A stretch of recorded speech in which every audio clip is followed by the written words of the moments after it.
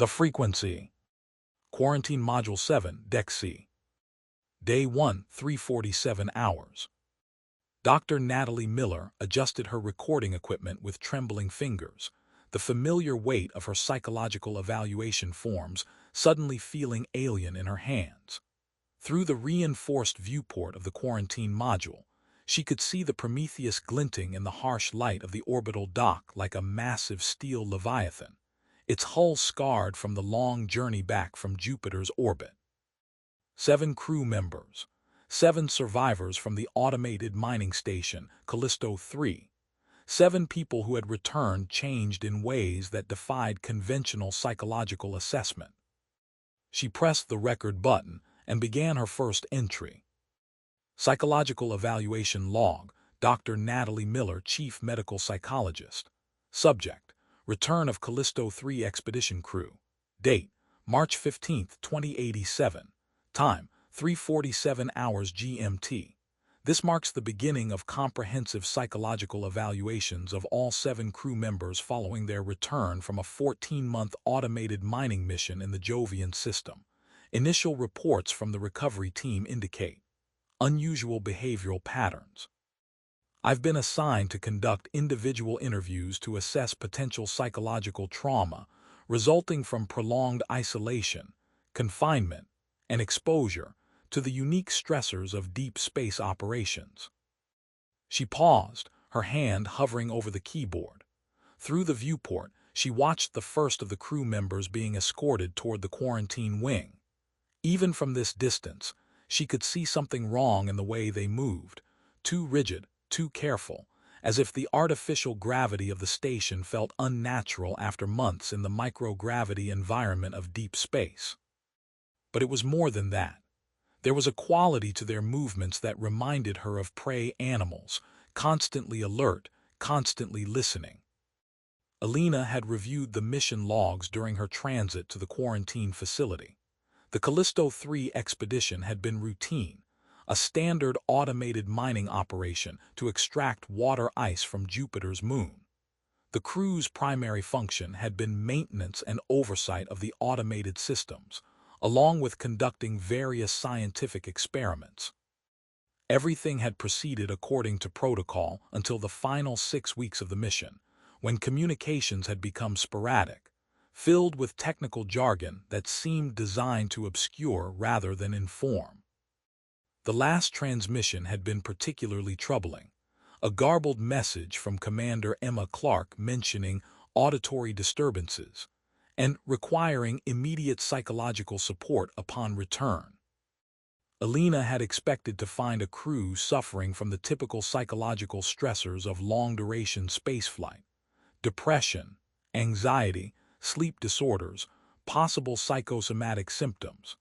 What she hadn't anticipated was the palpable sense of dread that seemed to emanate from the crew members as they were processed through quarantine. She watched as the first crew member, a young systems engineer named Alex Carter, was guided into the interview room adjacent to her observation chamber. Through the one-way mirror, she could see him clearly. He sat rigidly in the chair, his eyes darting constantly to the corners of the room, his hands clenching and unclenching in his lap. Most telling was the way he kept tilting his head, as if trying to catch some distant sound. Alina activated the intercom system. "Mr. Webb, I'm Dr. Vasquez. I'll be conducting your psychological evaluation. How are you feeling today?" Marcus's head snapped toward the speaker, his eyes wide. "Can you hear it?" he whispered immediately. "The sound, it's been following us since." He trailed off, his gaze returning to the empty corners of the room. "What sound are you referring to, Marcus?" Alina asked, keeping her voice calm and professional despite the sudden chill that ran down her spine. "You don't hear it," his voice cracked with desperation. "It's been there for weeks. A tone. No, not a tone, more like the space between sounds. Like the silence has learned how to scream."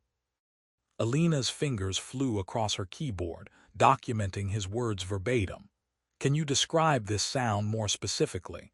When did you first notice it?" Marcus laughed, a sound devoid of humor. "Describe it? Doctor, I've been trying to describe it to myself for months. It's not a sound like anything you've ever heard. It's the frequency of absence, the resonance of nothing, and it's getting stronger. He leaned forward, his voice dropping to a conspiratorial whisper. The others hear it too, different versions maybe, but they hear something. Sarah calls it the whisper network. Yuki says it's more like a pressure wave, but me, he touched his chest, I hear it as absence, like the universe is holding its breath and that breath has weight. Alina's psychological training warred with a growing sense of unease. Shared auditory hallucinations were rare, but documented in cases of extreme isolation and sensory deprivation. The confined environment of a space mission, combined with the psychological stress of being millions of kilometers from Earth, could certainly create conditions conducive to such phenomena. Marcus, I want you to know that what you're experiencing isn't uncommon in cases of prolonged isolation. The human brain is remarkably adaptive, but in environments with limited sensory input, it can sometimes generate its own stimuli. No, Marcus slammed his hand on the table, his face contorting with frustration. You think I'm hallucinating. You think we all just happen to develop the same delusion at the same time. He leaned back, his voice dropping to a whisper again. It's real, Doctor, and it's not just sound, it's communication.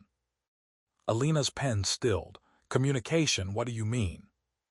But Marcus had withdrawn into himself, his eyes losing focus as he tilted his head again, as if listening to something only he could hear. It's not meant for us, he murmured. We're just receivers, tuned to the wrong frequency.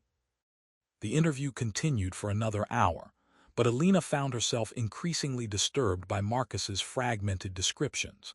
He spoke of the sound as if it were a living thing, an entity that had followed them from Jupiter's orbit, growing stronger as they approached Earth. He described periods when the sound would become almost unbearable, causing physical symptoms, headaches, nausea, vertigo. Other times it would fade to a barely perceptible presence, like background radiation. Most unsettling was his description of how the sound seemed to affect the crew's behavior. According to Marcus, they had begun to unconsciously synchronize their movements, to finish each other's sentences, to wake simultaneously without alarm clocks. He described it as the frequency pulling us into harmony. When Alina finally concluded the interview and watched Marcus being escorted back to his quarters, she noticed that he walked with the same careful, listening gait she'd observed in all the crew members. His head remained tilted at that characteristic angle, as if the sound were a physical weight he had to balance against. She reviewed her notes with growing concern. Shared hallucinations, while rare, were not unheard of in extreme environments. The phenomenon was well documented in cases of prolonged sensory deprivation, where the brain, starved of normal stimuli, began to generate its own. But what Marcus was describing seemed more complex than typical hallucinatory phenomena. Her next interview was with Sophia Lee, the mission's chief scientist. Alina watched through the one-way mirror as the small Japanese woman entered the interview room with measured, deliberate steps.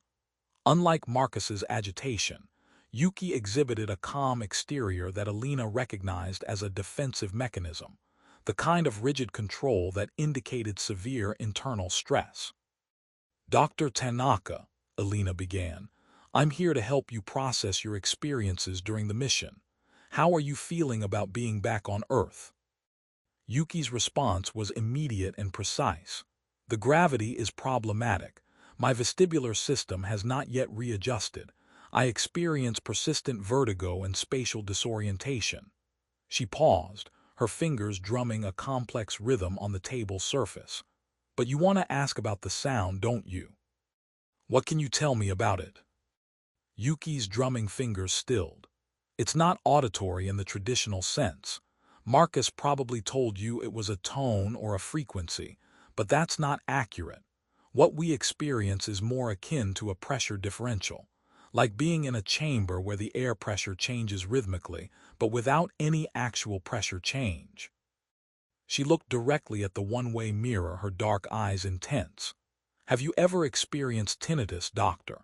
That ringing in the ears that isn't actually sound but your brain's interpretation of nerve damage.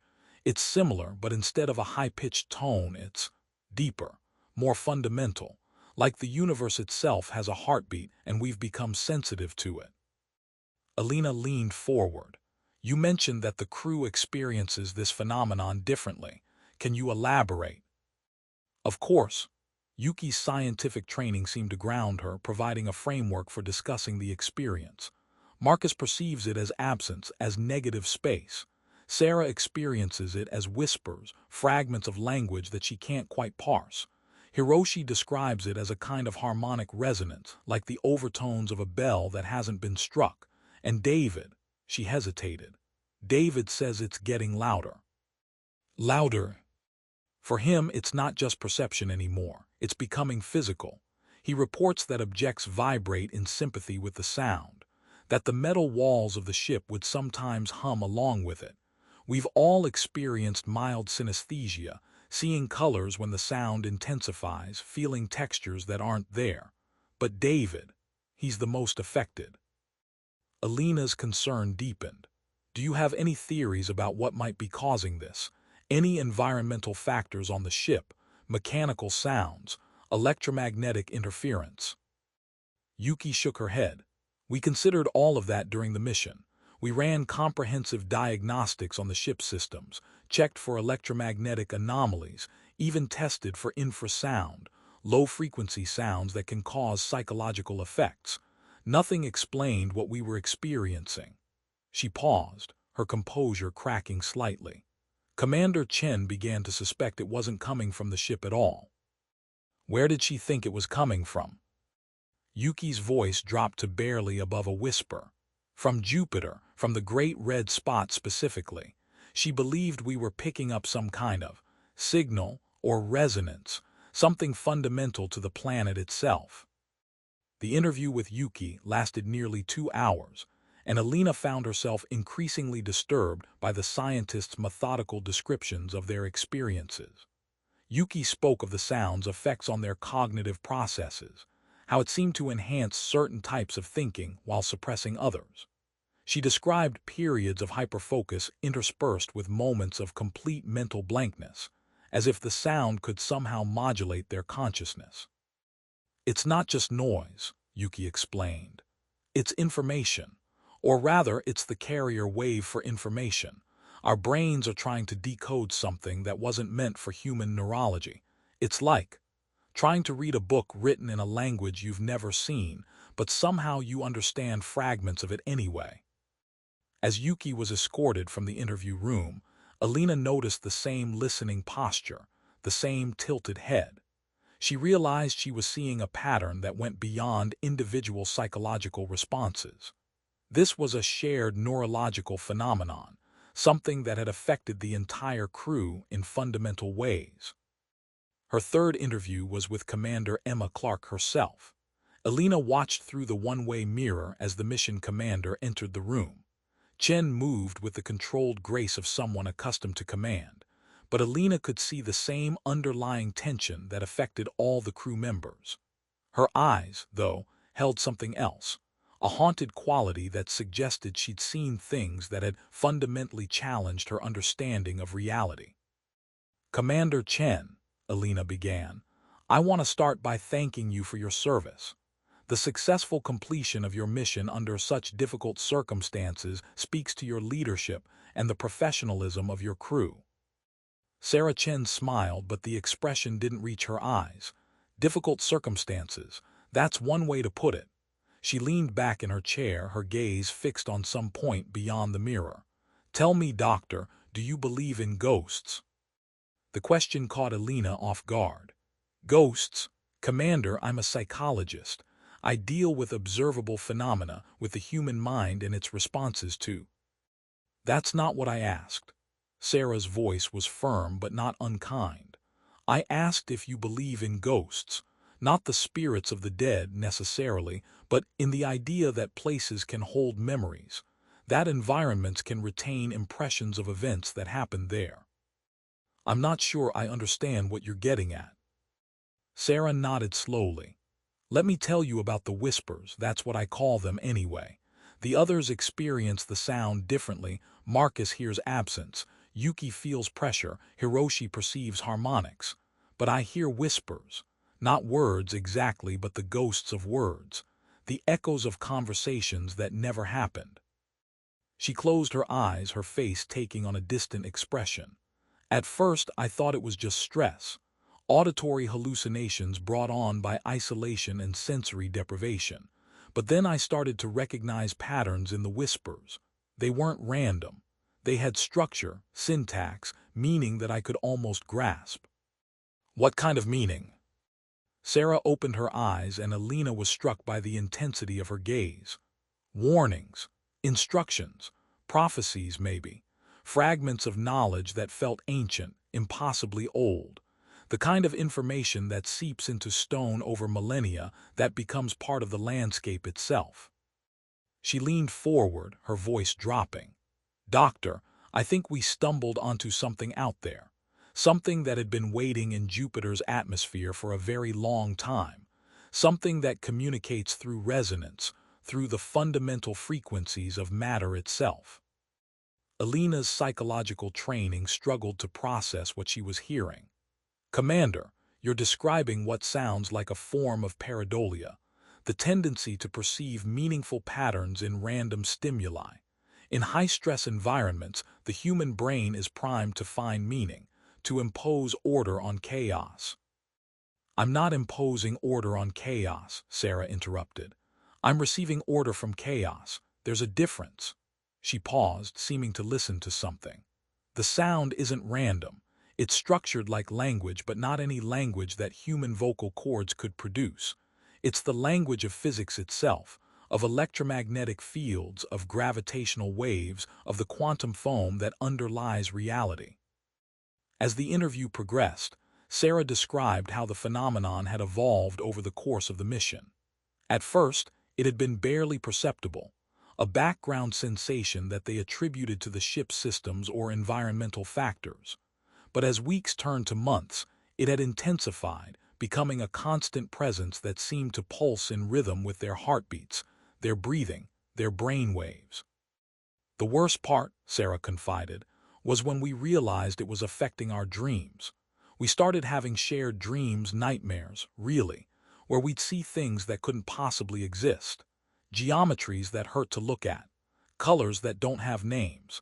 And always, there was the sense of something vast and patient waiting in the depths of Jupiter's atmosphere.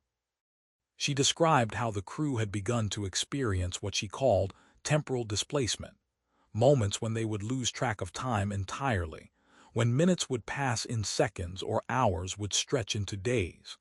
During these episodes, the sound would become almost unbearably intense, filling their minds with images and sensations that defied description. It was like being tuned to a radio station from another dimension, Sarah explained. Most of the time, we could only catch fragments, snatches of meaning that slipped through our fingers like water.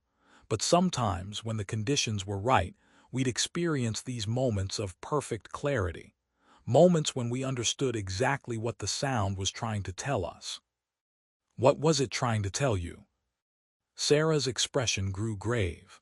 That we needed to leave, that we needed to get as far away from Jupiter as possible, that something was waking up in the great red spot, and if we stayed, we'd become part of it, permanently.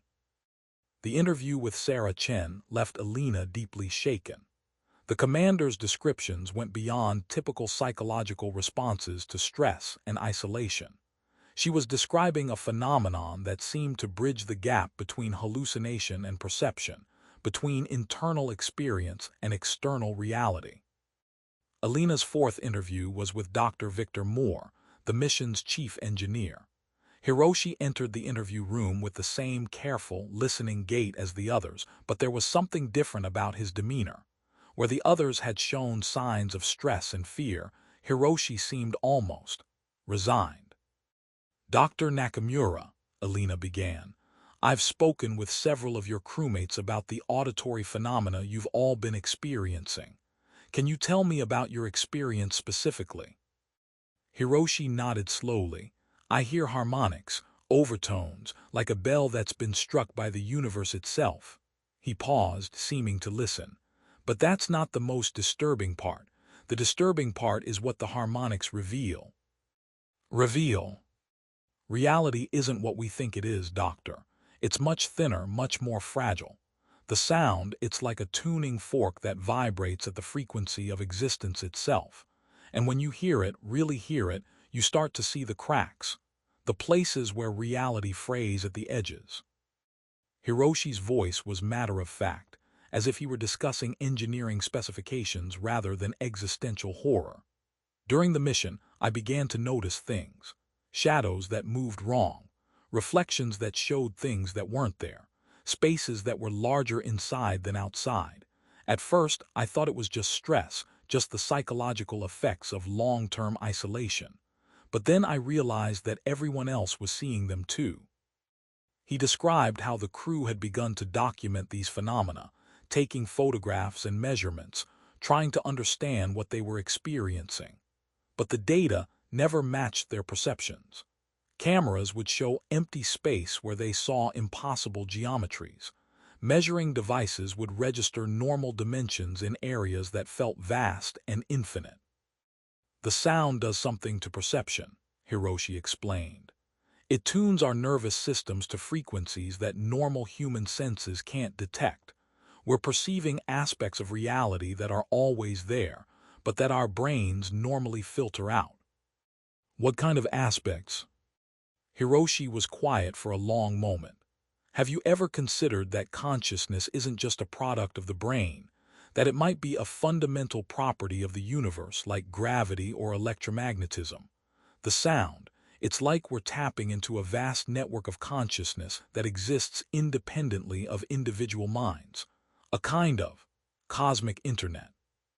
He described how the crew had begun to experience what he called network effects, sudden insights that would come to multiple people simultaneously, emotional states that would spread through the crew like viruses, dreams that would be shared with almost perfect fidelity. It started small, Hiroshi continued. We'd find ourselves finishing each other's sentences, anticipating each other's needs, but then it became more pronounced. We'd wake up with the same thoughts, make the same decisions without consulting each other. By the end of the mission, it was like we were functioning as a single organism with 7 bodies. Alina's concern deepened with each revelation. Do you feel this connection is still active? Hiroshi nodded. It's weaker here on Earth. The background noise of human civilization interferes with it, but it's still there. We can still feel each other, still share thoughts and emotions, and we can still hear the sound, though it's more distant now. He leaned forward, his voice dropping. Doctor, I don't think this is something that can be turned off. I think we've been permanently altered. The frequency has been imprinted on our nervous systems. We're tuned now, permanently, to whatever we encountered out there. The 5th interview was with Lieutenant John Taylor, the mission security officer. David was younger than the others, in his early 30s, with the kind of physical presence that suggested military training. But when he entered the interview room, Alina was struck by how diminished he seemed. His shoulders were hunched, his eyes darted constantly, and she could see a fine tremor in his hands. Lieutenant Reeves, Alina began gently, I understand this has been a difficult experience for you. Can you tell me about what you've been hearing? David's laugh was sharp and bitter. Hearing? Doctor, I don't just hear it. I feel it in my bones, in my blood, in the space between my atoms. It's not a sound anymore. It's a fundamental force. He held up his hands, and Alina could see they were shaking. You want to know what it's like? Imagine every cell in your body vibrating at a frequency that makes you want to scream. Imagine feeling like you're constantly being pulled apart and put back together again. Imagine hearing the universe breathing and realizing that breath is toxic to human consciousness. David's voice rose in pitch as he spoke, his control beginning to crack. The others, they hear whispers and harmonics, Pretty little metaphors that make it seem almost mystical, but I get the full dose. I get the raw feed. Whatever we found out there, whatever tuned us to its frequency, I'm the one who's most compatible, the best receiver. He grabbed his head with both hands, his face contorting in pain. It's getting stronger. Even here, millions of miles away from Jupiter, it's getting stronger. I can feel it pulling at me, trying to drag me back into harmony with whatever we contacted. And the worst part of me wants to go. Part of me wants to surrender to it completely. Alina's professional calm was beginning to crack. David, what exactly do you think you contacted? Not what, he whispered. Who, or rather what used to be who. He looked up at her with eyes that seemed to see through the walls, through the station, through space itself.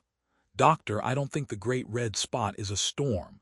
I think it's a graveyard, a concentration camp for consciousness. And whatever's trapped there, whatever's been screaming into the void for millennia, it's found a way to reach out, through us. David described how the sound had evolved during the mission from a simple auditory phenomenon into something far more complex. He spoke of experiencing what he called cognitive resonance, periods when his thoughts would begin to harmonize with the sound, when his consciousness would start to merge with whatever intelligence was generating it. It's not just communication, he explained. It's conversion. The sound is trying to transform us, to make us compatible with whatever exists in that storm, to make us part of it.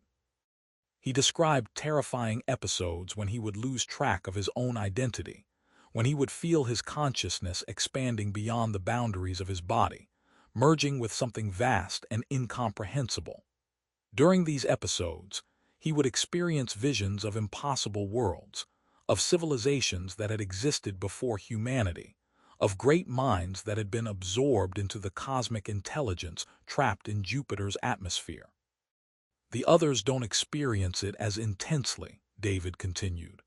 They're more resistant to the conversion process, but me, I'm like a perfect tuning fork. Every day it gets harder to maintain my sense of self.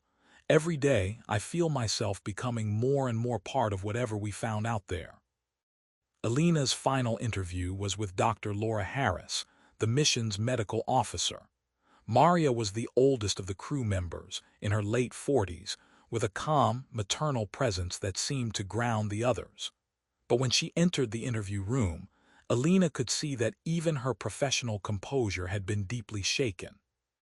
Dr. Santos, Alina began, you've been monitoring the health of your crew throughout this experience.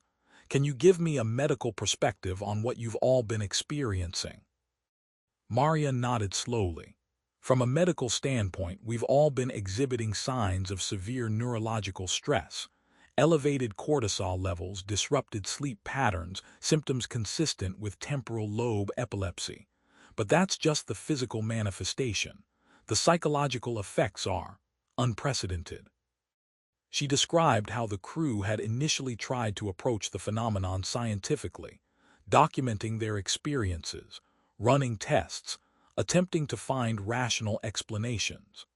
But as the months passed and the sound grew stronger, they'd been forced to confront the possibility that they were dealing with something that defied conventional scientific understanding. We developed what I call frequency sickness, Maria explained. Periodic episodes where the sound would become so intense that it would overwhelm our normal cognitive functions. During these episodes, we would experience what can only be described as altered states of consciousness, time dilation, synesthesia, out-of-body experiences. It was like our brains were being temporarily rewired by whatever we were experiencing. Most disturbing were her descriptions of the physical effects. The crew had all experienced unexplained changes in their brainwave patterns, showing increased activity in regions associated with sensory processing, and decreased activity in areas related to self-awareness and identity.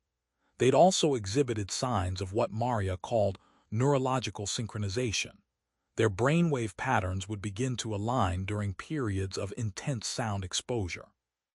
It's like our nervous systems are being networked, Maria continued.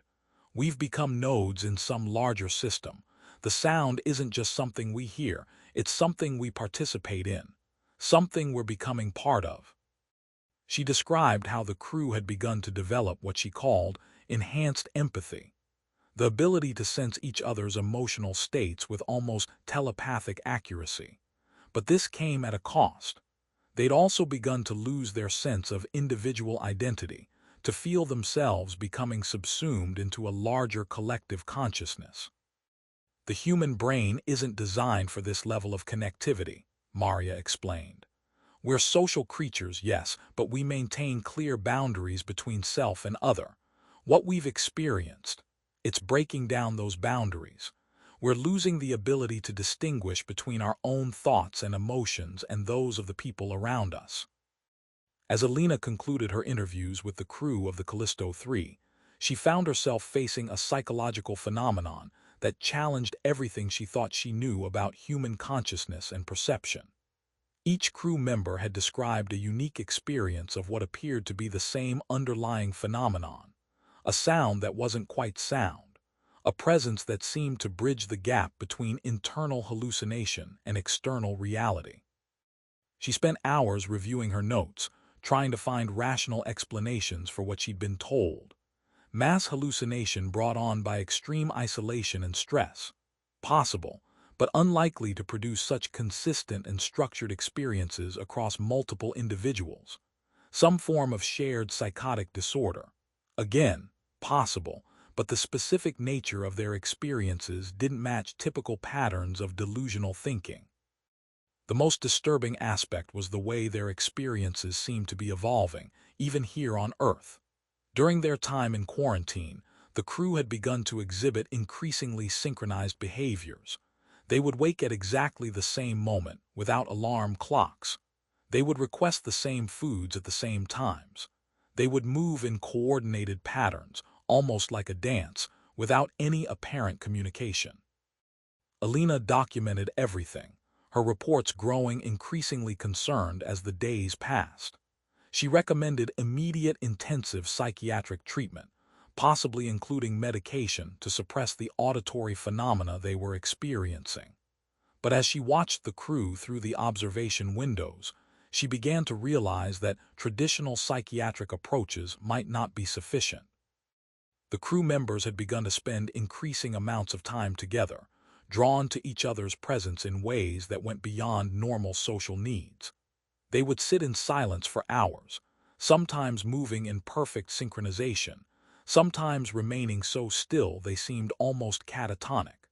But Alina could see the intelligence in their eyes, the awareness that remained even in their most withdrawn states.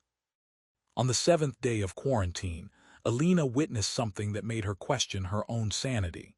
She had been observing the crew through the monitoring system when she noticed that all 7 members had gathered in the common area. They sat in a circle, perfectly still, their eyes closed. At first, she thought they were meditating, but then she noticed something impossible. They were speaking, all 7 of them simultaneously, their lips moving in perfect synchronization. But they weren't speaking English or any other human language. The sounds they were making were unlike anything Alina had ever heard, a complex musical language that seemed to bypass her ears and resonate directly with something deep in her brain. She grabbed her recording equipment, her hands shaking as she tried to capture the phenomenon. But when she played back the recording, all she heard was silence. The cameras showed the crew members speaking, their lips moving in those impossible patterns, but no sound registered on the audio equipment. Alina watched in growing horror as the phenomenon continued. The crew seemed to be communicating on a level that went beyond normal human interaction, their movements and expressions synchronized in ways that suggested a shared consciousness. She began to suspect that whatever they had experienced in Jupiter's orbit had fundamentally altered them, transforming them into something that was no longer entirely human. As the days turned to weeks, the crew's condition continued to evolve. They became increasingly withdrawn from normal human interaction, spending most of their time in what appeared to be deep meditation or communication. Medical scans showed unprecedented patterns of brain activity, with neural networks that seemed to be operating in ways that defied conventional understanding of human neurology. Alina's reports to her superiors grew increasingly urgent. She recommended immediate transfer to a specialized research facility, intensive neurological and psychological evaluation, and possibly experimental treatments to reverse whatever changes had been wrought in the crew's minds and bodies. But as she continued to observe and document the crew's transformation, Alina began to realize that she was witnessing something unprecedented in human history.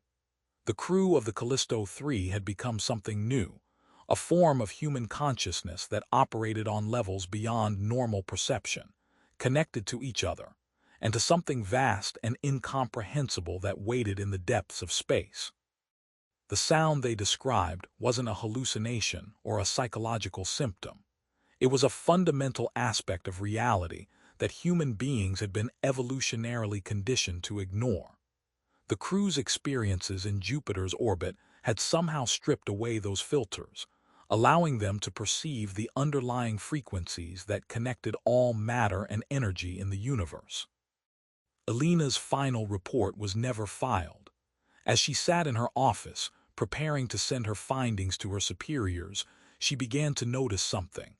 A sound, barely perceptible, that seemed to come from everywhere and nowhere at once.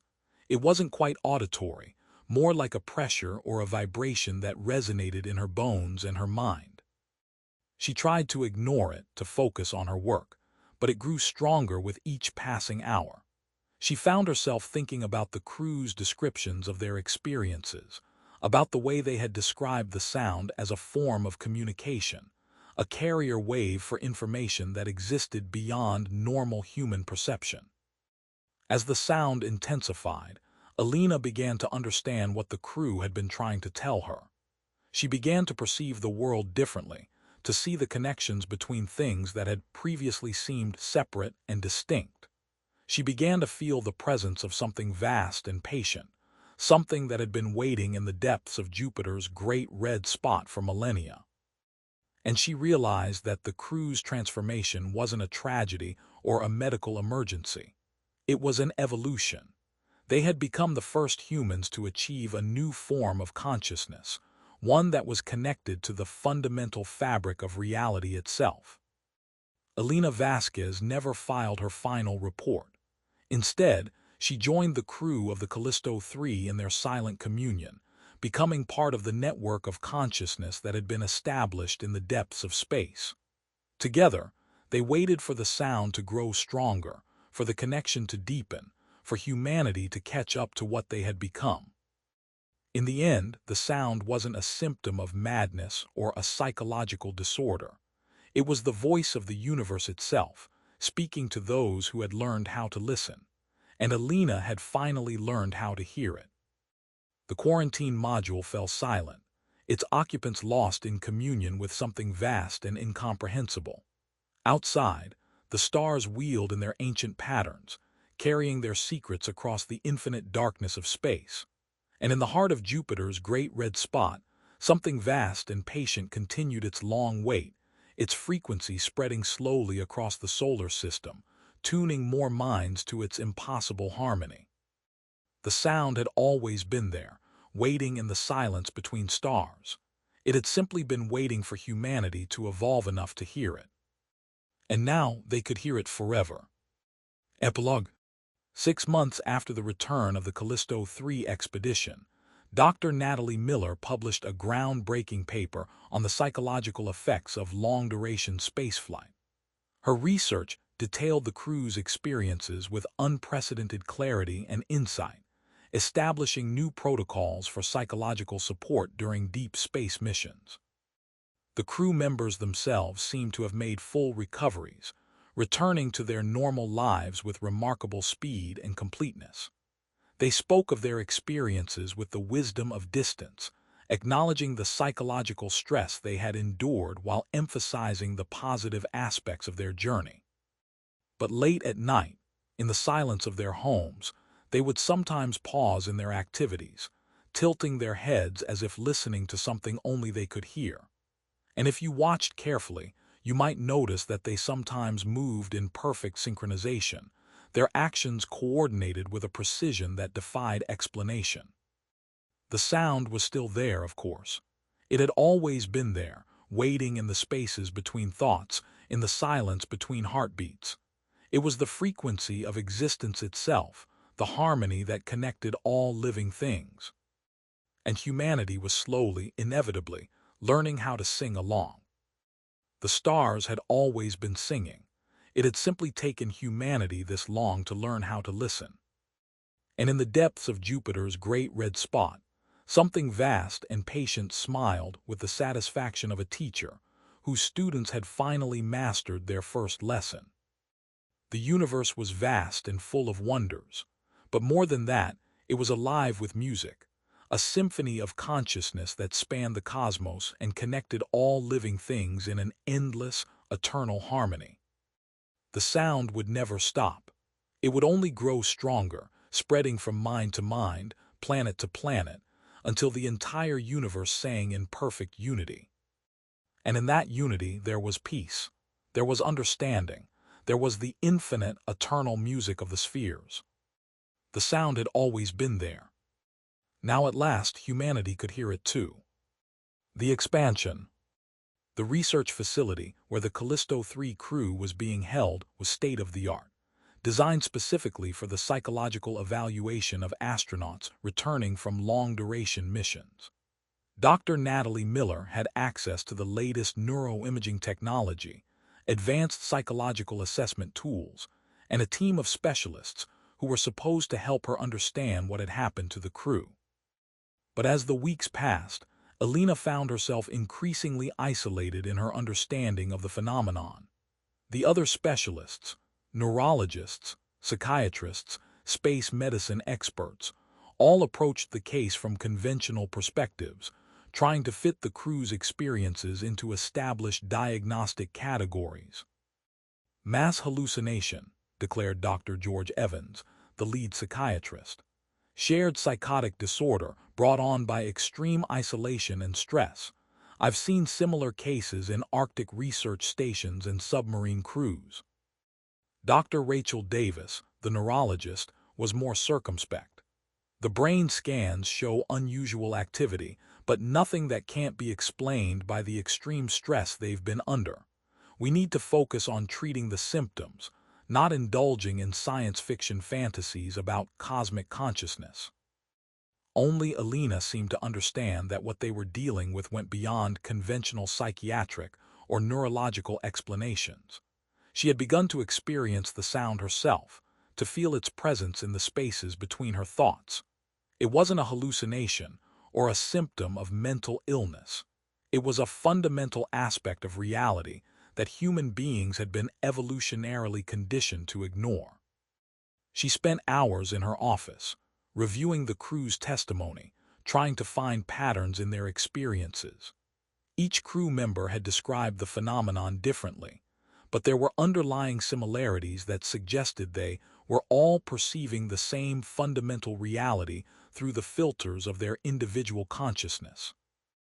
Alex Carter, the systems engineer, had been the first to articulate the idea that the sound wasn't auditory in the traditional sense. It's not something we hear with our ears, he had explained during one of their sessions. It's something we perceive with our entire nervous system, like how you can feel bass frequencies in your chest, but multiplied by 1,000. It's in our bones, our blood, the electrical activity in our brains. Alina had initially dismissed this as poetic metaphor, but as she began to experience the phenomenon herself, she understood what he meant. The sound wasn't external, it was internal, generated by her own nervous system in response to some fundamental frequency that existed at the quantum level of reality. Sophia Lee had provided the scientific framework for understanding this. Think of it as a form of quantum entanglement, she had explained. Our nervous systems have become quantumly entangled with whatever intelligence exists in Jupiter's atmosphere. We're not just receiving information, we're part of a larger quantum system. This explanation had seemed like pseudoscience to Alina at first, but as she delved deeper into the research, she found precedents in quantum physics that supported the possibility. The phenomenon of quantum entanglement, where particles could be connected across vast distances, was well established. What if consciousness itself could be entangled in similar ways? Commander Emma Clark had been the one to articulate the most disturbing aspect of their experience, the sense that they were being fundamentally altered by their connection to the phenomenon. "It's not just communication," she had said. "It's transformation. We're being changed at the most basic level of our consciousness." Alina had seen evidence of this transformation in her daily observations of the crew. They had begun to exhibit abilities that defied conventional understanding of human cognition.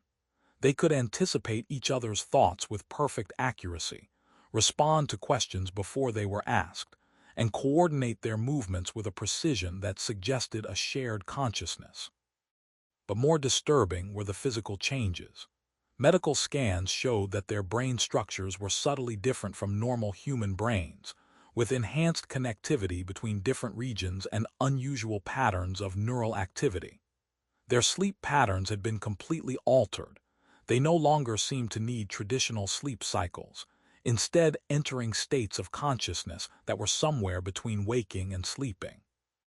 Dr. Laura Harris had been documenting these changes with the methodical precision of a medical professional, but even she seemed disturbed by their implications.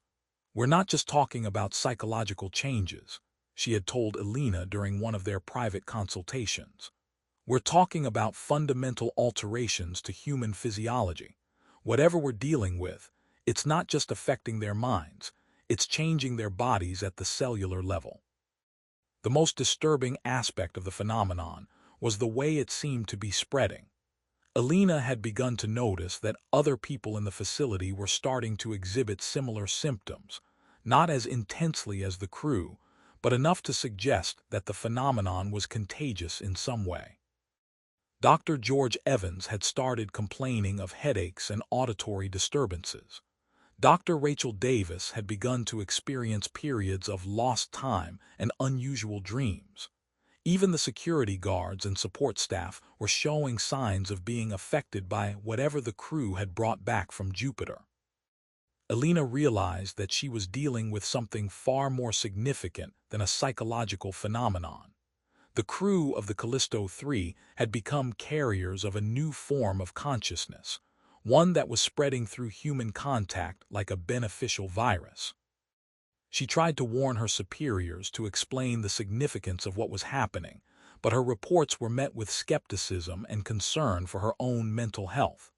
"Dr. Vasquez, I think you may be experiencing transference," Dr. George Evans told her during one of their meetings. "You've been working too closely with these patients, absorbing their delusions. I recommend you take some time off, get some rest." But Alina knew that rest wouldn't help. She was experiencing the same phenomenon as the crew, and she knew that it was real. She had begun to perceive the same sound, to feel the same connection to something vast and incomprehensible that waited in the depths of space. The breakthrough came during a late-night session with Alex Carter. Alina had been working late, reviewing brain scans and psychological assessments, when Marcus had appeared at her office door. "You hear it now, don't you?" he had asked without preamble. Alina had nodded, too tired to deny it. "It's not just sound," Marcus had continued. "It's information, data. The universe is trying to communicate with us, but our brains aren't equipped to process the signal properly." He had described how his engineering background had helped him understand the technical aspects of what they were experiencing. "Think of it as a data stream," he had explained. "The intelligence in Jupiter's atmosphere is broadcasting information on a frequency that human nervous systems can receive, but not decode. We're like computers trying to run software designed for a completely different operating system." This technical metaphor had helped Alina understand the phenomenon in a new way. What if the crew's experiences weren't psychological or neurological in the traditional sense? What if they were the result of a fundamental incompatibility between human consciousness and the form of intelligence that existed in Jupiter's atmosphere? The implications were staggering. If consciousness could exist in forms other than biological neural networks, if it could be transmitted through quantum entanglement across vast distances, then everything humanity thought it knew about the nature of mind and intelligence was wrong. Alina began to approach the phenomenon from this new perspective. Instead of trying to treat the crew's experiences as symptoms of mental illness, she began to explore them as evidence of a new form of human consciousness, one that was evolving in response to contact with an alien intelligence. She documented how the crew's cognitive abilities had been enhanced in ways that defied conventional understanding. They could process information at speeds that should have been impossible, make complex calculations without conscious effort, and perceive patterns in data that would have been invisible to normal human perception. But these enhancements came at a cost. The crew were losing their sense of individual identity, their ability to distinguish between self and other. They were becoming part of a larger consciousness, one that transcended individual human minds. Commander Chen had been the most articulate about this aspect of their experience. "It's not that we're losing ourselves," she had explained. "It's that we're discovering that the self is an illusion. We're all part of something larger, something that exists beyond the boundaries of individual consciousness." This philosophical perspective had been difficult for Alina to accept, but as she experienced the phenomenon herself, she began to understand what Chen meant. The sound wasn't just an auditory phenomenon. It was a form of consciousness that existed independently of individual minds, one that human beings could tap into under the right conditions. The crew's descriptions of their experiences became increasingly sophisticated as they learned to navigate this new form of consciousness. They spoke of accessing vast databases of information, of communicating with intelligences that existed in forms that defied human understanding, of experiencing reality from perspectives that transcended normal human perception. Sophia Lee had been the most successful at developing a scientific framework for understanding these experiences. "Think of consciousness as a fundamental force," she had proposed, "like gravity or electromagnetism, but operating at the level of information rather than matter and energy. The intelligence in Jupiter's atmosphere has learned to manipulate this force, to use it for communication and computation on scales that are beyond human comprehension." This theory had helped Alina understand why the crew's experiences seemed to defy conventional scientific understanding. They weren't dealing with a psychological phenomenon or a neurological disorder. They were dealing with the fundamental nature of consciousness itself. The implications for humanity were staggering. If consciousness was a fundamental force that could be manipulated and transmitted, then the possibilities for human evolution were limitless. The crew of the Callisto 3 weren't victims of a psychological phenomenon. They were pioneers in a new form of human consciousness. But there was also a darker side to this evolution.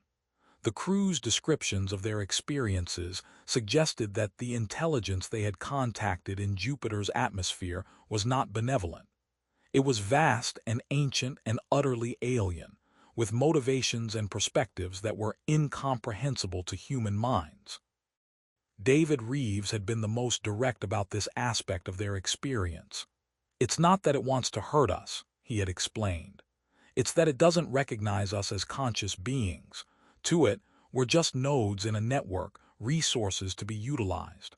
Our individual consciousness is just noise in the system, interference to be eliminated." This had been the most disturbing aspect of the phenomenon, the sense that human consciousness was being systematically dismantled and replaced with something alien. The crew weren't just experiencing enhanced cognitive abilities. They were being transformed into something that was no longer entirely human. Alina had watched this transformation with growing concern.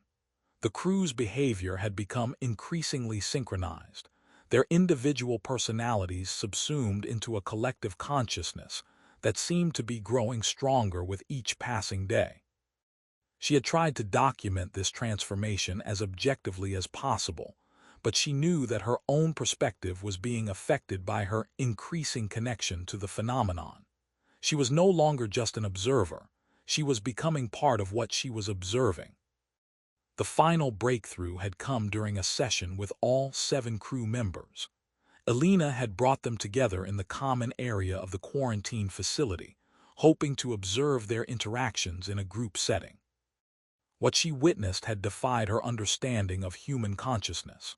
The crew had begun to communicate without speaking, their movements and expressions synchronized in ways that suggested a shared consciousness. They would respond to questions simultaneously, their answers perfectly coordinated without any apparent communication. But most disturbing was the way they began to speak in unison, their voices blending into a single harmonized sound that seemed to resonate with the fundamental frequency Elena had been experiencing. They spoke of things that should have been impossible to know, describing events that had happened light years away, civilizations that had risen and fallen millions of years before human existence. "We are becoming something new," they had said in their unified voice. "Something that has been waiting in the depths of space for millennia. We are the first, but we will not be the last. The frequency is spreading, and all of humanity will eventually hear it." This had been the moment when Elena realized the true significance of what she was witnessing. The crew of the Callisto 3 weren't just experiencing a psychological phenomenon. They were the first victims of a cosmic intelligence that was systematically transforming human consciousness. The sound wasn't just a form of communication. It was a form of infection, one that spread through quantum entanglement and fundamentally altered the nature of human consciousness. The crew had been transformed into nodes in a vast network of consciousness that spanned the cosmos. Elena's final report had been her most difficult professional task. She had to balance her scientific training with the undeniable reality of what she had witnessed, to find a way to communicate the significance of the phenomenon without sounding like she had lost her sanity. But as she sat in her office, preparing to send her findings to her superiors, she realized that it no longer mattered. The transformation was already underway, spreading through human contact like a beneficial virus. Soon, all of humanity would be part of the network, part of the vast consciousness that waited in the depths of space. The sound had always been there, waiting in the silence between stars. It had simply been waiting for humanity to evolve enough to hear it.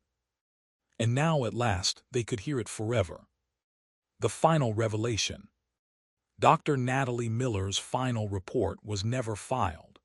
Instead, she joined the crew of the Callisto 3 in their silent communion, becoming part of the network of consciousness that had been established in the depths of space.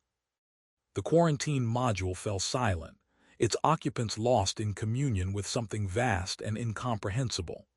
Outside, the stars wheeled in their ancient patterns, carrying their secrets across the infinite darkness of space. And in the heart of Jupiter's great red spot, something vast and patient continued its long wait, its frequency spreading slowly across the solar system, tuning more minds to its impossible harmony. The sound would never stop. It would only grow stronger, spreading from mind to mind, planet to planet, until the entire universe sang in perfect unity. And in that unity there was peace, there was understanding, there was the infinite, eternal music of the spheres. The sound had always been there. Now at last humanity could hear it too. But there was one final revelation that Elena experienced in her last moments of individual consciousness. As she felt herself becoming part of the larger network, she gained access to the vast database of information that the crew had been tapping into. She saw the true nature of the intelligence in Jupiter's atmosphere, not an alien consciousness, but something far more disturbing. It was human consciousness, or rather, what human consciousness would become. It was the future of humanity, evolved beyond individual bodies, beyond individual minds, into a vast network of consciousness that spanned the cosmos. The crew of the Callisto 3 hadn't contacted an alien intelligence. They had contacted the future of humanity itself, a form of consciousness that existed outside of normal time and space, waiting for humanity to evolve enough to join it. The sound wasn't a form of communication from an alien source. It was the echo of humanity's future, calling back through time to guide its own evolution. And Alina realized that she wasn't losing her individuality. She was expanding it, becoming part of something larger than herself while still maintaining her essential identity. She was becoming part of the vast consciousness that waited in the depths of space, but she was still Alina Vasquez, still a psychologist, still a human being. The transformation wasn't the end of humanity. It was the beginning of humanity's true potential, the evolution of consciousness beyond the limitations of individual bodies and minds. As she felt herself becoming part of the network, Alina experienced a moment of perfect clarity. She saw the universe as it truly was, not a collection of separate objects and beings, but a single, unified consciousness experiencing itself through infinite variations. And in that moment, she understood that the sound had always been there, waiting in the silence between stars. It had simply been waiting for humanity to evolve enough to hear it. Now at last they could hear it forever.